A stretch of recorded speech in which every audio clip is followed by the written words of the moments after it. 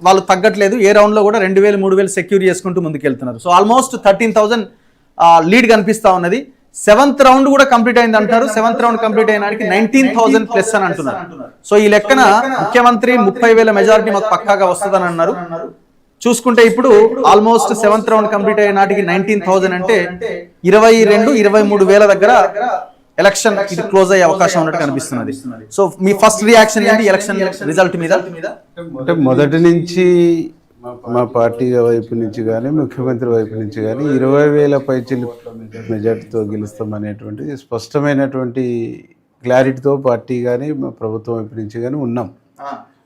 కారణం ఏంటంటే అక్కడ పబ్లిక్లో ఉన్నటువంటి రెస్పాన్స్ కానీ పబ్లిక్లో కాంగ్రెస్ పార్టీ పట్ల ఉన్నటువంటి అభిమానం కానీ ఈ అన్నిటి నుంచి మాకు అంచనా వచ్చింది.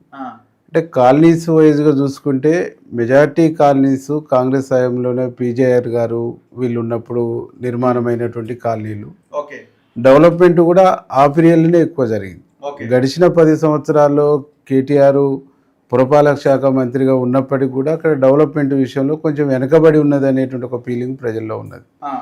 కాబట్టి కాంగ్రెస్ బెల్ట్ కాంగ్రెస్ ఉన్నప్పుడే ఇక్కడ డెవలప్మెంట్ వచ్చింది, కాంగ్రెస్ ఉన్నప్పుడే ఈ కాలనీలు పునరుద్ధరించబడ్డాయి. కాబట్టి ఈ 2 సంవత్సరాల గవర్నమెంట్లో గోపీనాథ్ మరణానంతరం జరిగినటువంటి డెవలప్మెంట్ను పోల్చుకొని మళ్ళీ 3 సంవత్సరాల గవర్నమెంట్ ఉంది. అభివృద్ధి అనేటువంటిది రేవంత్ రెడ్డితోనే సాధ్యం అనేటువంటిది ప్రజల్లో మాకు చాలా స్పష్టంగా కనిపించింది. కాబట్టి అభివృద్ధికి పట్టం కడతారు, కాంగ్రెస్ పార్టీకి పట్టం కడతారు అనేటువంటిది మీరు ప్రచారంలో భాగంగా మమ్మల్ని కలిసినప్పుడు కూడా చెప్పినాం. 20,000 పైచిలకు మెజార్టీ ఇస్తారు, వారు వన్ సైడే ఉంటుంది అని చెప్పేసి మీకు ఆ రోజు చెప్పినాం. అది చాలా స్పష్టంగా కనిపిస్తాం. సో హ్యాపీయా? చాలా హ్యాపీ. గవర్నమెంట్ చాలా గొప్పగా పనిచేస్తుంది కాబట్టి రిజల్ట్ అని అనుకుంటున్నారా? అంటే ప్రజలు గవర్నమెంట్ గొప్పగా పనిచేస్తుంది అనేటువంటి దానికే పట్టం కట్టిరని చెప్పేసి మేము అనుకుంటున్నాం. అంతేనా? 100%. చాలా మంది అనుకుంటున్నారు ఇదంతా పోల్ మేనేజ్మెంట్, పైసలు బాగా పంచారు, ఓట్లు మొత్తం అటు ఇటు గాయబ్ చేసారు, అందుకే ఇది వచ్చింది. అంటే పోల్ మేనేజ్మెంట్ ప్రతి ఎన్నికల్లో ఒక భాగమే. పైసల కోసం ఓట్లు వేస్తారనేటువంటిది పొరపాటు. పైసల కోసం ఓట్లు వేస్తారు అనుకుంటే హుజురాబాద్లో 600 కోట్లు మంచిండు కేసీఆర్, మరి ఎందుకు వేయలేదు ఓట్లు? అక్కడ ప్రజలు చూసింది ఏంటంటే మీరు వచ్చినాడు కూడా చూసారు, బజార్లలో డ్రైనేజ్ వాటర్ అంతా వెళ్ళిపోతూ ఉంది. ఒక్క బజారు కూడా దయనీయమైనటువంటి పరిస్థితుల్లో అక్కడ ఉన్నటువంటి కాలనీలు ఇవన్నీ కూడా ఉన్నాయి. ఈ దయనీయమైన పరిస్థితి పోవాలి. చాలా మందికి ఇళ్ళ పట్టాలు లేవు, ఇళ్ళ పట్టాలు కావాలి, ఇందిరమ్మ ఇండ్లు కావాలి.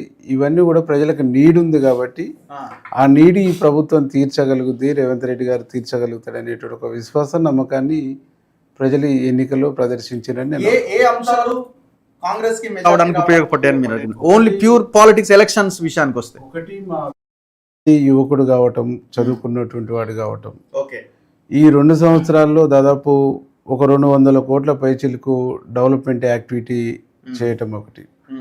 నవీన్ ఒక బలము, గవర్నమెంట్ అనేటువంటి ఒక బలం, ఈ 2 మాకు బాగా కలిసి వచ్చినాయి. కాలనీస్ పరంగా చూసుకుంటే పీజేఆర్ లెగసీ, పీజేఆర్ చేసినటువంటి ఒక అది కూడా మాకు కలిసి వచ్చింది అనేది మేము బలంగా నమ్ముతాం. ఓకే.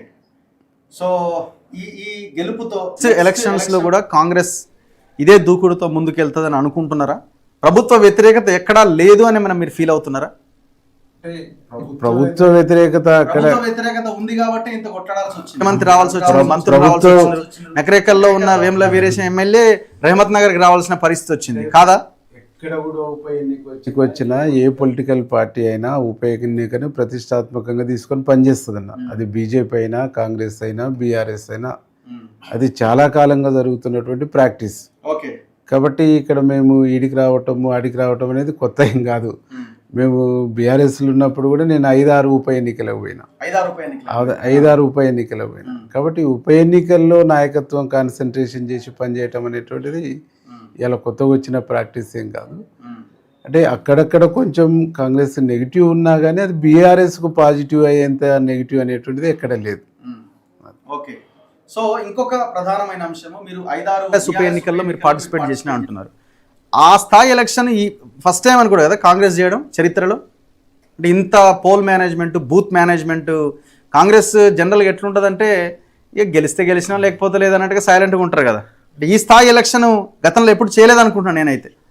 ముఖ్యమంత్రి గారు కానీ, మంత్రులు కానీ, పిసిసి ప్రెసిడెంట్ కానీ బాగా మానిటరింగ్ చేసిర్రు, బాగా ఇది చేసిర్రు కాబట్టి మంచి వర్క్ చేయగలిగారు.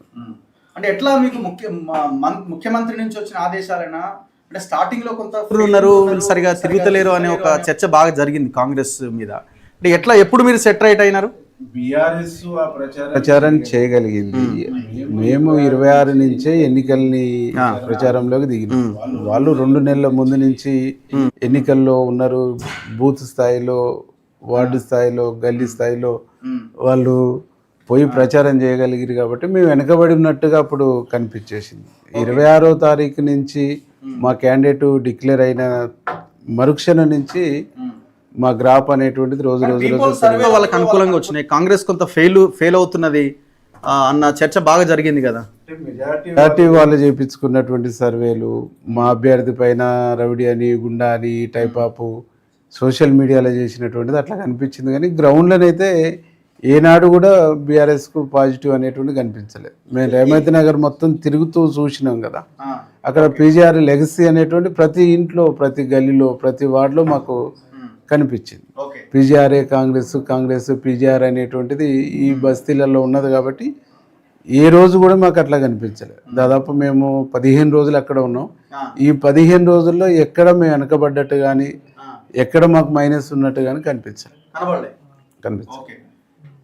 యాదగిరి సార్ చర్చలో పాల్గొంటున్నారు. సార్ నమస్తే. నమస్తే.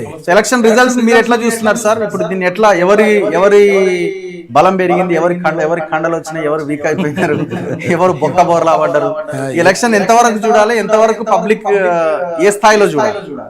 ప్రజలు ఎవరికి ఓటేయాలనో ముందే తెలుసుకున్నారు. వాళ్ళు ప్రజలకు అందరికంటే ఎక్కువ విజ్ఞత ఉంది.